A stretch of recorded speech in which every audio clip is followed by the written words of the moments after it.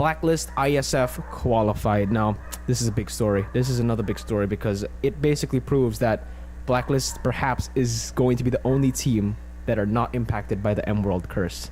Every single team who've won M4, I mean M-Worlds, the M-World series, EVOS Legends, they won the M-World, and they dropped instantly next season. They didn't make it to the playoffs, I believe, right? In Season 5.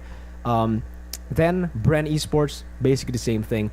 We saw them drop. They did make it to the playoffs, but they lost, right? They weren't as dominant as they were before after winning M2. So the big question after Blacklist won M3 was, will this be the same story? Will we see Blacklist International fail? Technically, they kind of did fail in Season 9 because they didn't make it to the playoffs, but that was without their real roster, right? That was without their full roster. So now, it's basically confirmed that with this full roster, they're still a menace, man. They're still a menace. And as an Indonesian, I don't want to see them as a menace. This is the scariest team in the world, maybe, for me.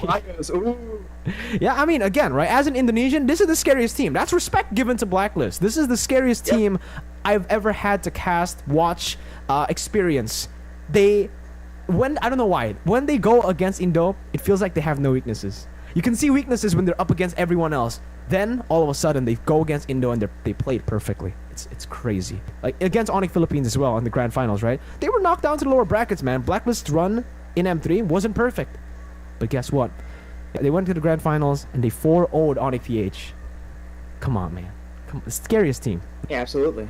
I mean, we were talking about like how, I don't know, how clean the decision making is and how unified this team is. Like the way they play is just like so synergized. It's kind of crazy. It's like they all operate. It's like they have like a hive mind thing going on almost. Yeah. It's kind of crazy.